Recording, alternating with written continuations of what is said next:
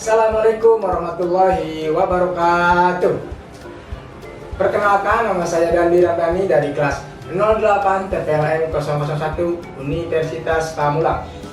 Di sini saya akan mempresentasikan tentang ragam dialog. Nah, apa sih itu ragam dialog itu? Mari kita coba lihat ilustrasi video berikut ini. Hai, halo guys. Apa sih diem banget lu? Ngopi ngapa ngopi? Lu budak ya? Gua nanya tahu, nggak dijawab baik. Lu kudu ngopi ya? Ngopi ngapa ngopi?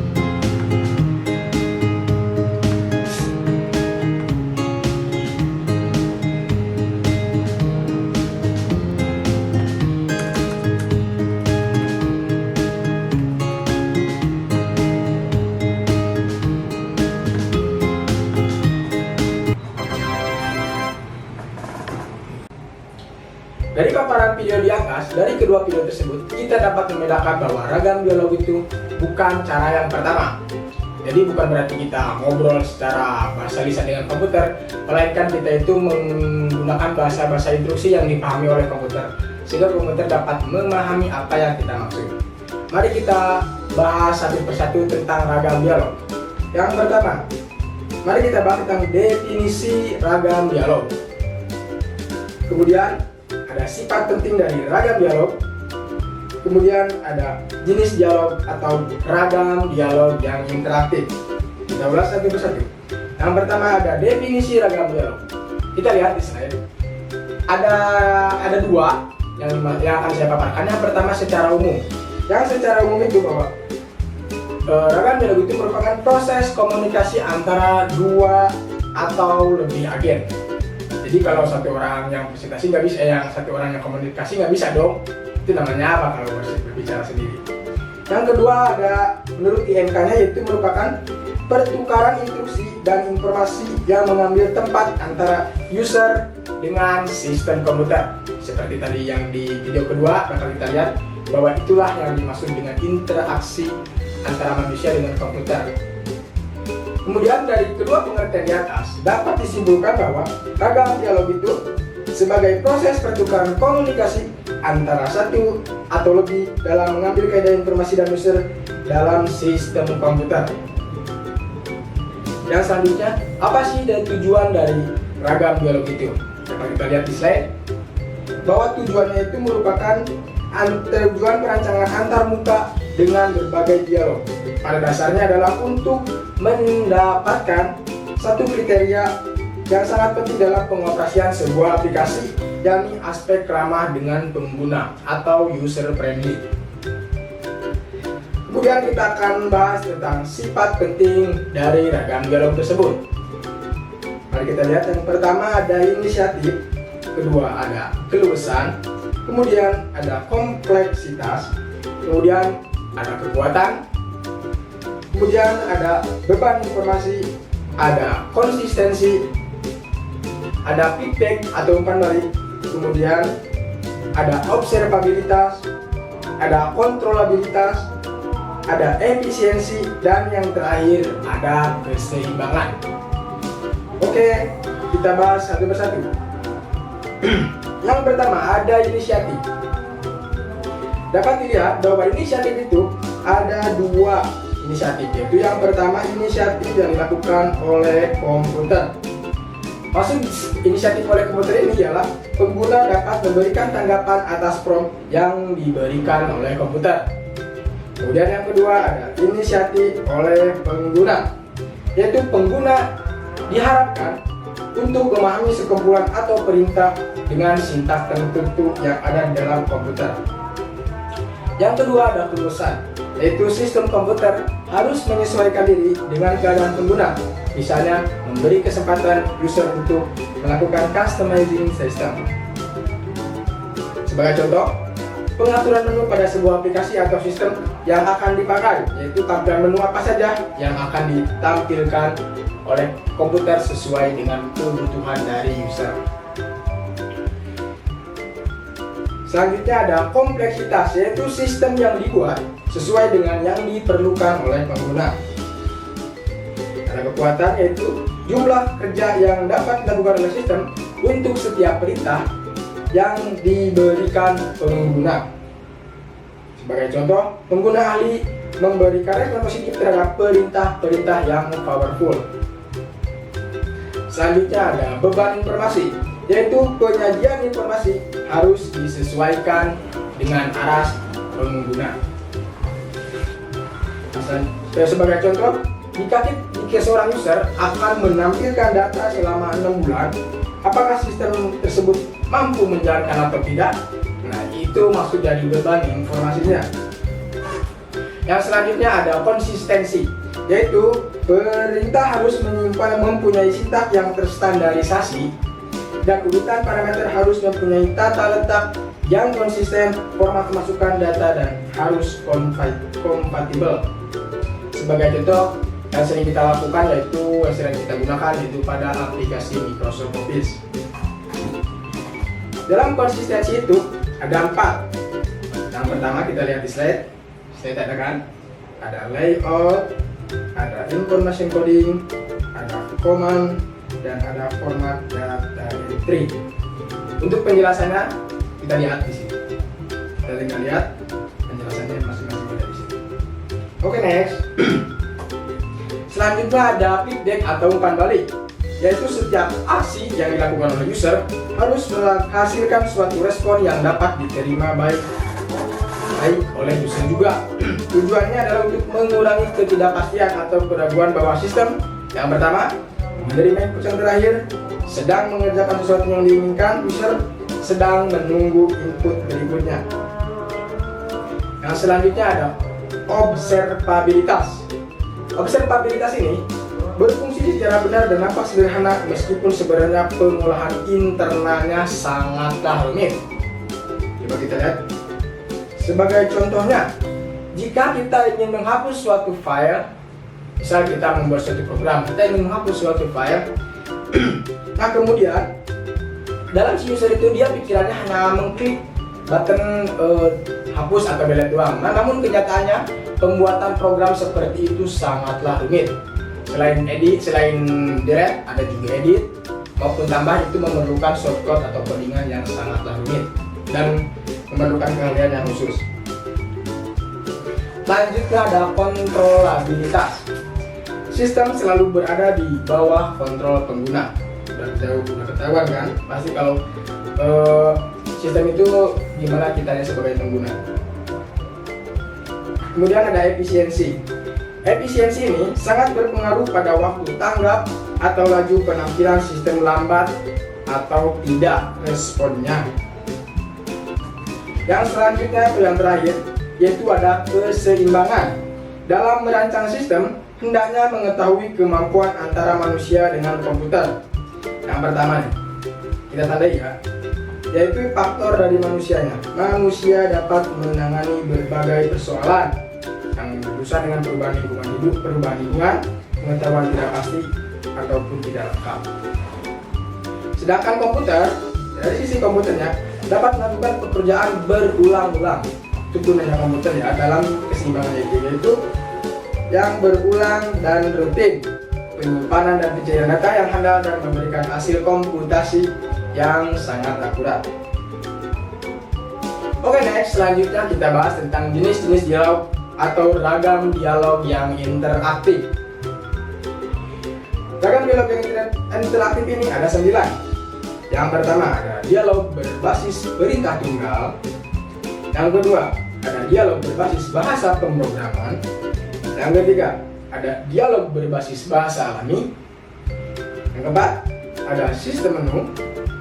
Kemudian ada dialog berbasis pengisian bolang, ada dialog berbasis icon, ada sistem Windows, ada manipulasi langsung, dan yang terakhir ada dialog berbasis interaksi grafik.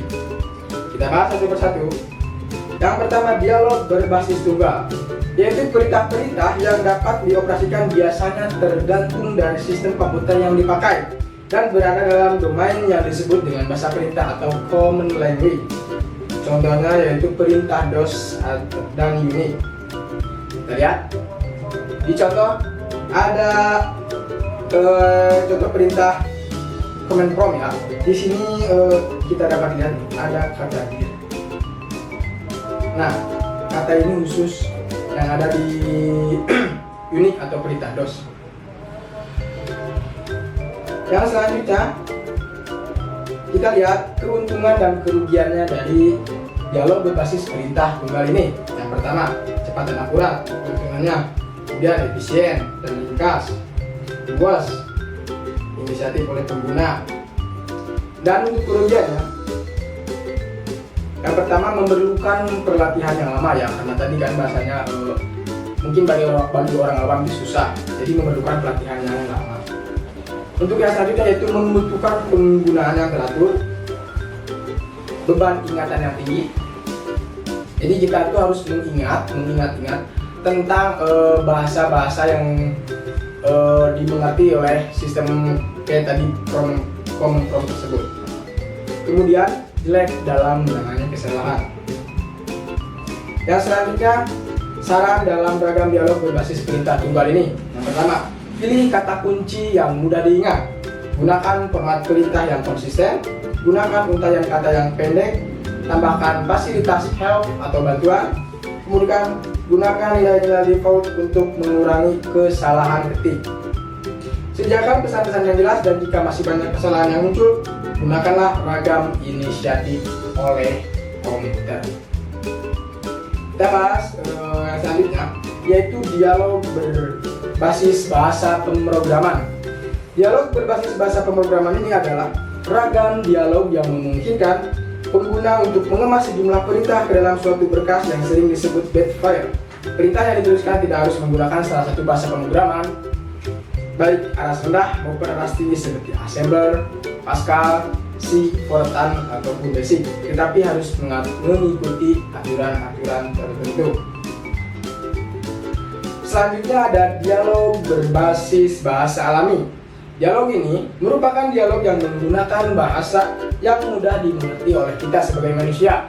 Sebagai contoh, cetaklah data mahasiswa yang memiliki patokannya ini IPK lebih besar dari 3,0. Kemudian bahasa tersebut diterjemahkan ke dalam bahasa instruksi yang ekuivalen yang bisa dimengerti oleh komputer. Ini saya mencontohkan yaitu seperti dalam bahasa Turbo Pascal. Inilah contohnya. Jadi kita akan menampilkan data-data mahasiswa yang nilainya lebih dari 3. Dan di contoh ini merupakan codingannya, software-nya. Yang selanjutnya kita akan membahas tentang keuntungan dan kerugiannya. Keuntungan yang pertama, tidak memerlukan sintaksis khusus. Kemudian luas dan powerful. Kemudian alamnya, menggunakan inisiatif campuran. Dan kerugiannya, yang pertama, mempunyai dualisme, bertele-tele, OPQ atau tidak jelas, perancangan perangkat lunak yang rumit dan tidak efisien. Oke, kita bahas ragam dialog interaktif yang selanjutnya. Ada sistem menu. Menu adalah daftar sejumlah pilihan dalam jumlah terbatas. Jenis menu ini dapat dikelompokkan menjadi 3 bagian. Kita bahas satu persatu. Yang pertama ada menu tunggal. Dalam menu tunggal ini ada yang namanya nomenclature atau pilihan item menggunakan huruf awal, dapat berupa angka maupun huruf atau campuran antara angka dan huruf. Kita lihat contohnya. Nah, di sini dapat kita lihat bahwa di dalam sebuah pilihan ada 3. Yang pertama ada data mahasiswa, yang kedua ada data dosen, ada data mata kuliah, dan yang terakhir ada data pegawai. Kemudian kita hanya memilih item yang ada di data tersebut dan memilihnya. Dan di sini sebagai contoh, saya memasukkan angka 1 dan otomatis dong yang keluar adalah data dari mahasiswa. Yang selanjutnya ada radio button, yaitu tampilan menu dengan bentuk radio button. User harus memilih salah satu pilihan yang disediakan. Sebagai contoh, di sini ada 2 pilihan kan, antara laki-laki dan perempuan dalam konteksnya yaitu jenis kelamin. Yang selanjutnya ada button choice, yaitu tampilan menu dengan menggunakan bentuk tombol atau button. User hanya memilih salah satu tombol pada tampilan menu tersebut. Kita lihat dalam contoh. Terdapat inputan data atau kita diinstruksikan untuk mengisikan data. Yang pertama mengisikan NIM, nama, dan alamat. Nah, maksud button choice di sini ialah adanya button atau tombol simpan. Udah tahu dong pasti fungsinya, yaitu untuk menyimpan data yang telah kita inputkan atau kita masukkan. Kemudian ada batal. Nah, batal di sini berarti kita nggak jadi atau tidak untuk membatalkan proses dari penginputan data tersebut. Yang selanjutnya dari sistem menu itu ada multiple selection menu atau checkbox, yaitu tampilan menu dengan itemnya diseleksi dapat lebih dari 1.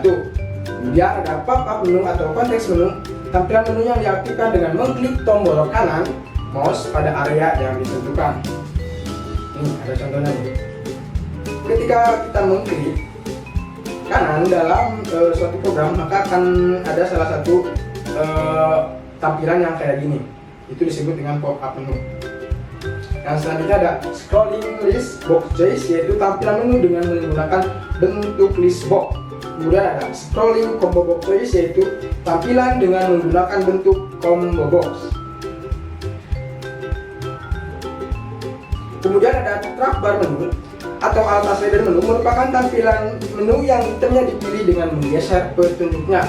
Kemudian ada embedded link atau hyperlink, yaitu tampilan menu dengan item-item tersusun, tidak beraturan atau mengikuti alur cerita. Contoh tampilan browser dan help window. Kemudian ada main menu, iconic menu, toolbar atau palette menu yang digabung dengan icon. Kita lihat di sini ada contohnya.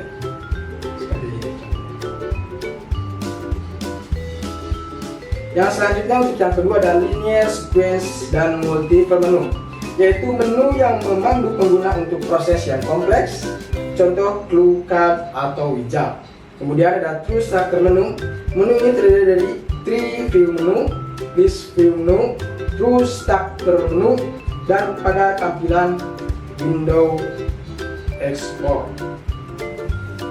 Inilah contoh tampilan dari window export tersebut, merupakan salah satu dari sistem menu yang ada di dalam ragam dialog. Oke, nah selanjutnya kita bahas mengenai kerugian dan keuntungannya. Kerugian dan keuntungannya. Yang pertama, keuntungannya memerlukan sedikit pengetikan, beban memori yang rendah, struktur terdefinisi dengan baik, dan perancangan yang mudah. Dan untuk kerugiannya, seringkali lambat, memakan ruang layar, tidak cocok untuk aktivitas pemasukan data, tidak cocok untuk dialog terinisiasi pengguna, dan tidak cocok dialog terinisiasi campuran. Yang selanjutnya yaitu dialog berbasis pengisian borang.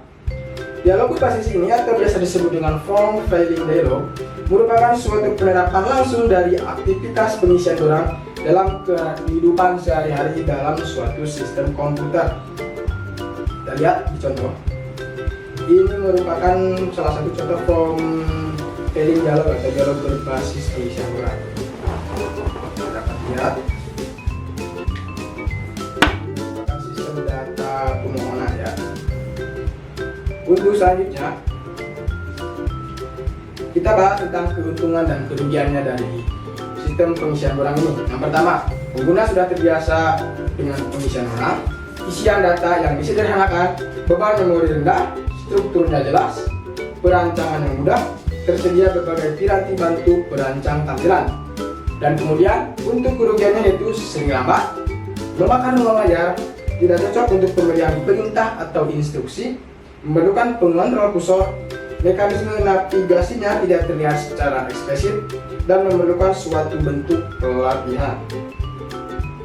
Oke, kita bahas selanjutnya yaitu dialog berbasis icon. Merupakan ragam dialog yang banyak menggunakan simbol-simbol dan tanda-tanda untuk menunjukkan suatu aktivitas tertentu. Ini sebagai contohnya, yaitu tampilan kontrol panel yang ada di dalam sistem komputer kita. Kita dapat lihat bahwa di sini itu terdapat berbagai macam icon atau simbol-simbol. Yang selanjutnya yaitu kita bahas tentang keuntungan dan kerugiannya.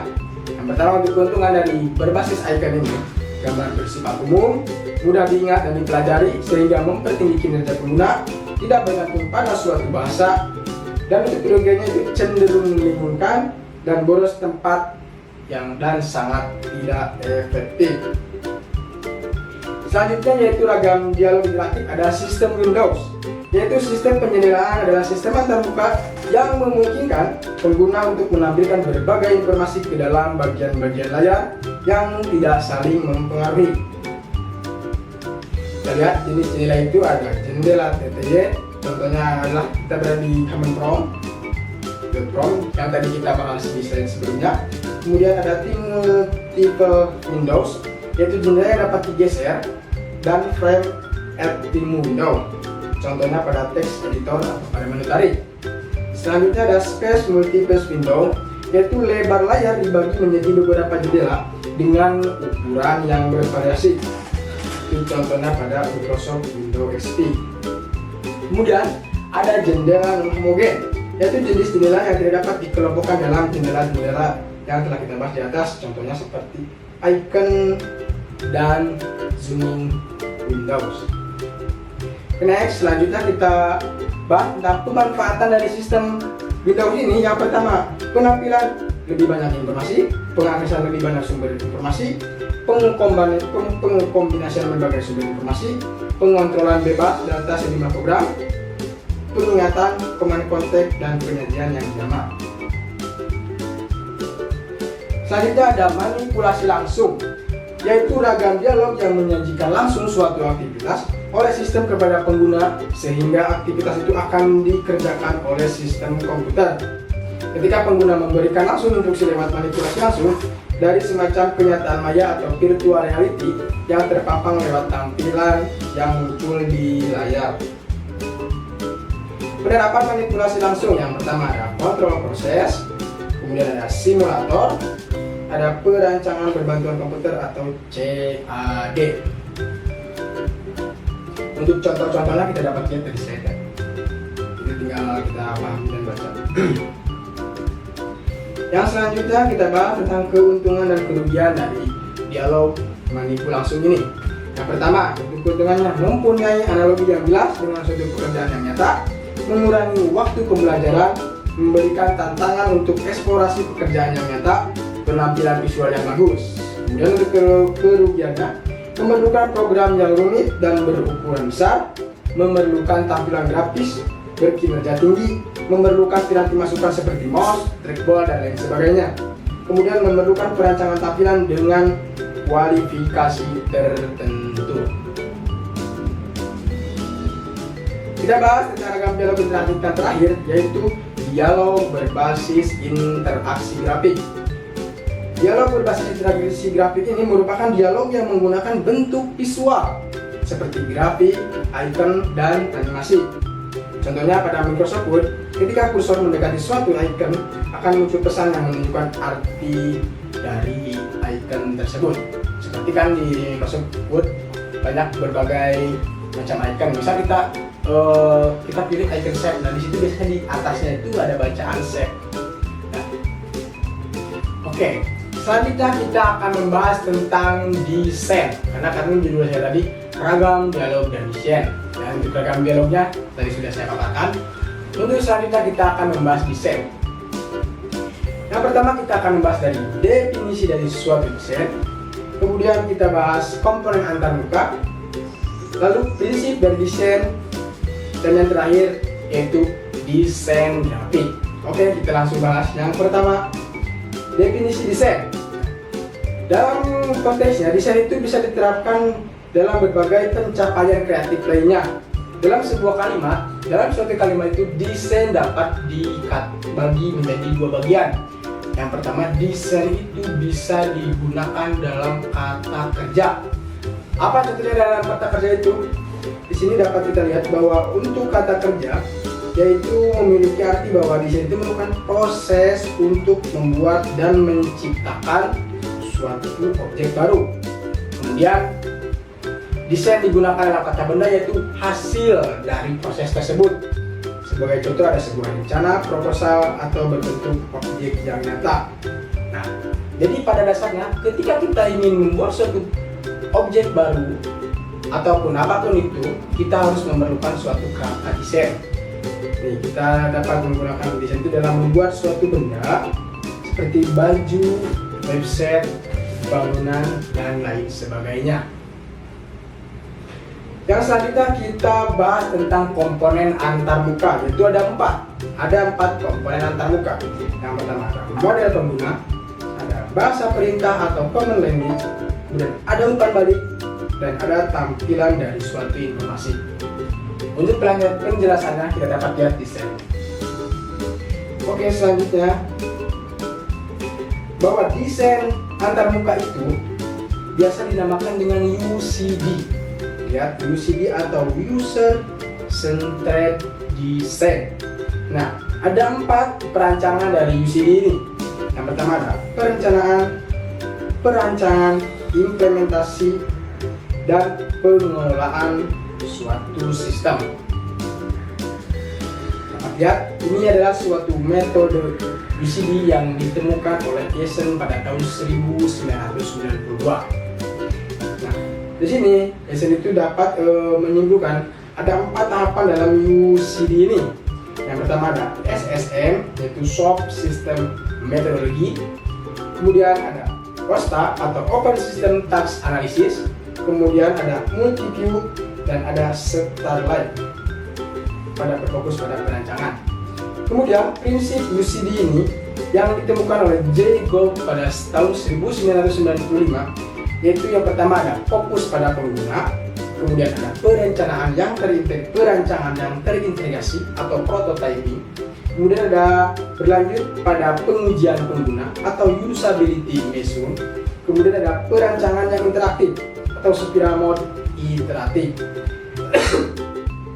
Kemudian dari user sendiri di sini itu yang pertama ada pengguna langsung atau end user, kemudian ada pengguna tidak langsung, ada stakeholder, ada usability engineers, dan terakhir ada technical staff atau software developer. Kita lanjut pada aturan dalam UCD ini. Yang pertama, perspektif, yaitu pengguna selalu benar, instalasi, pemenuhan, instruksi, kontrol, umpan balik, keterkaitan, scope, asisten, dan usability. Secara umum, prinsip desain itu untuk membangun suatu antarmuka, yang pertama yaitu gunakan dialog yang sederhana, alami, menghindari jargon, dan menampilkan technospeak. Kita lihat, ini adalah salah satu contoh dari technospeak. Ini adalah contohnya. Yang kedua itu berusaha konsisten pada urutan, aksi, perintah, layout, dan daftar kata-kata penting. Ini adalah contohnya. Kita lihat, sini ada kata-kata penting yaitu untuk oke, cancel, have, don't, dan why. Untuk fungsinya pasti kita tahu dong masing-masing. Selanjutnya yaitu sediakanlah umpan balik yang informatif, minimalkan beban ingatan user, memberikan perubahan aksi yang mudah, menyediakan jalan keluar yang jelas, menyediakan shortcut, mendukung fokus internal dan kontrol, menyediakan penanganan kesalahan, dan menyediakan help dan dokumentasi. Selanjutnya kita bahas desain grafik. Dalam desain grafik itu mempunyai dua sifat. Yang pertama ada look dan kedua ada feel. Kita bahas satu persatu. Untuk look yaitu adanya simbolisasi atau icon, adanya enable dan atau disable, kemudian aktif atau inaktif. Oke. Kemudian kita bahas untuk feel-nya ketika pengguna melakukan seperti drag and drop, kemudian melakukan klik atau double klik. Selanjutnya kita bahas tentang prinsip dalam membuat desain grafik. Yang pertama ada metamor, yaitu penggunaan presentasi dan unsur visual untuk beberapa icon yang relevan. Kita paparkan untuk sebuah contohnya. Nah, ini adalah sebuah contoh bahwa suatu website toko furnitur dengan visualisasi etalase toko yang dibuat mirip dengan aslinya. Jadi kita lihat, ini adalah contoh visualisasi dari etalase yang dimaksud. Di sini kelihatan kan bahwa ini tuh kelihatan seperti bentuk etalase pada yang sebenarnya. Kemudian yang kedua itu kejelasan, yaitu contohnya penggunaan white space. Ini adalah contoh penggunaan white space, yaitu untuk kejelasan pada suatu desain grafik. Ini adalah contoh penggunaan white space. Dan saya ambil dari salah satu website. Selanjutnya ada konsistensi pada layout, warna, gambar, icon-icon, teks, dalam screen, antar screen, dan lain-lain. Kemudian ada alignment, yaitu westernward dimulai dari kiri ke atas, ada grid, ada left, center, atau right. Ini saya ambil salah satu contohnya, yaitu ini adalah contoh penggunaan dari grid. Oke, selanjutnya ada pendekatan atau proximity, yaitu item dikelompokkan berdasarkan hal-hal yang berkaitan. Jarak dalam proximity ini tidak menyiratkan suatu hubungan. Ini adalah contoh dari proximity tersebut. Nah, untuk yang terakhir yaitu penggunaan kontras, yaitu digunakan untuk membedakan kontrol yang aktif atau tidak, item yang paling penting dalam highlight atau menyorotnya. Ini ada contoh salah satu website. Ini adalah salah satu penggunaan kontras. Kemudian dalam desain grafik itu ada yang dinamakan dengan tipografi. Apa sih tipografi tersebut? Kita lihat di slide. Saya akan berikan pemaparan tentang tipografi. Yaitu tipografi adalah ilmu atau kemampuan menata huruf atau aksara untuk dipublikasi visual, baik cetak maupun non-cetak. Tipografi melibatkan font, tampilan, dan struktur yang bertujuan untuk memperoleh emosi tertentu dan menyampaikan pesan tertentu. Itu tipografi itu contohnya penggunaan font ya, seperti Times New Roman, Arial, Tahoma, dan lain sebagainya. Kemudian kita bahas mengenai warna. Warna itu adalah kesan pertama yang diperoleh dari cahaya yang dipantulkan benda-benda sehingga membentuk corak warna. Contohnya ya seperti biru, hijau, merah, dan lain sebagainya. Untuk yang terakhir ada icon.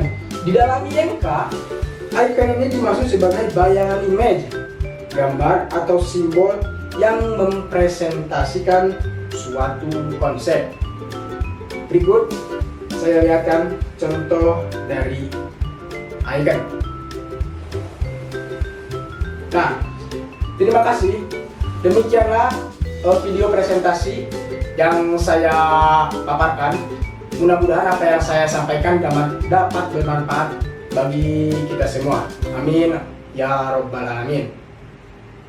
Kemudian ada satu kata terakhir, bahwa ragam dialog dan desain itu senang dan mudah dan menyenangkan, bukan? Oh, bukan. Tapi bohong.